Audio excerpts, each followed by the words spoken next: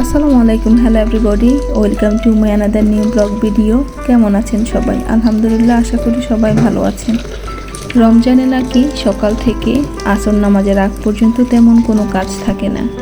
এটা মা বাবারা এবং বড় আপু বা খালা যারা আছেন তারাই অনেক সময় বলে থাকেন, কিন্তু আসলেই রমজানে আমার মনে হয় একটু বেশি কাজ থাকে, বিশেষ করে যাদের বাসায় ছোট বেবি আছে।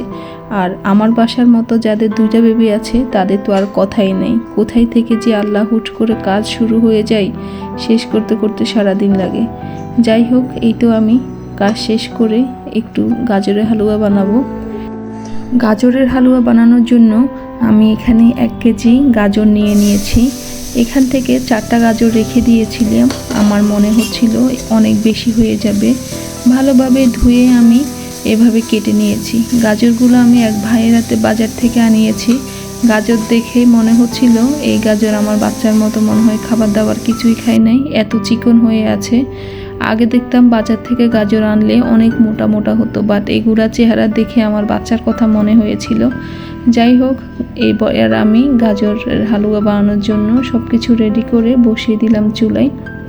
প্রথমে আমি একটু ঘি দিয়ে তারপর গাজরগুলো ভেজে নিয়েছি। এরপর দিয়ে দিলাম ঘন করে রাখা লিকুইড দুধ। 1/2 কেজি কমিয়ে আমি অল্প করে প্রায় 1 কাপের থেকেও কম পরিমাণ করে নিয়েছিলাম। এরপর দিয়ে দিলাম পাউডার দুধ।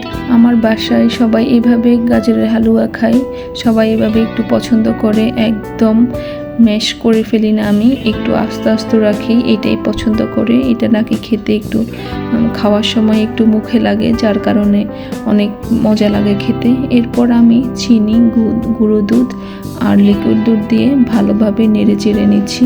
এই তো সিদ্ধ হওয়ার জন্য অপেক্ষা করছিলাম, প্রায় সিদ্ধ হয়ে গেছে। এরপর গরম মশলা যেগুলো হয়, এলাচ, তেজপাতা, দারুচিনি, এগুলো আমি দিয়ে দিলাম অল্প একটু, যাতে বেশি স্মেল না হয় আবার কমও না হয়। এই তো আমার প্রায় হয়ে গিয়েছে, সবগুলা গাজর সিদ্ধ হয়ে গিয়েছে। বাট আমি পুরো সিদ্ধ করি না, পুরো সিদ্ধ করলে একদম মেশ হয়ে গিয়ে আর মুখে লাগে না। এরপর আমি আবার পাউডার দুধ দিয়ে দিলাম। আমার মনে হচ্ছিল যেন দুধ কম হচ্ছে, গাজরগুলো একটু আলাদা হয়ে আছে দুধের থেকে, যার কারণে আমি আরেকটু দিয়ে দিলাম। এরপর আরেকটু ঘি দিয়ে দিলাম ভালো স্মেল আসার জন্য। এই তো আমার হালুয়া প্রায় রেডি। আমি আরেকটু নেড়ে চেড়ে নিচ্ছিলাম, যেহেতু এগুলো আবার দিয়েছিলাম নতুন করে। সব কিছুর সাথে মেশানোর জন্য ভালোভাবে আবার নেড়ে চেড়ে নিচ্ছি। গাজরের হালুয়া হয়ে যাওয়ার পর আমি একটা বক্সে করে ফ্রিজে রেখে দিয়েছি। এরপর শুরু হবে ইফতার আইটেম রেডি করার জন্য। টুকটাক কাজ করার পর রমজান মাসে একটু নামাজ কালাম তো থাকে, কোরআন শরীফ পড়া, নামাজ পড়া, একটু ইবাদত করা, সব কিছু শেষে এই তো ইফতার আইটেম রেডি করা হলো। আজ রোজা রেখে মনে হচ্ছিল একটু মিষ্টি খাবো, তাই ইফতার আজকে একটু মিষ্টি রেখেছি। এই তো আমার হাজব্যান্ড কাঁচা ছোলা প্রতি রোজাই ও মাখায়, সব সময় আমি দেখি ও মাখানিটা বেশি করে, ওর ভালো লাগে মনে হয়। আর ওর হাতের এই মাখানিটা খুবই মজা হয়।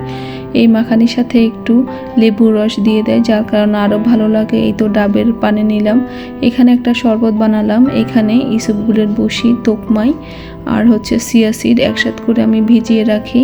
এটার মধ্যে আমি চিনি দিই না, যারা যখন খাই তখন চিনি অ্যাড করে নেয়। এই তো সাথে হালেম ছিল।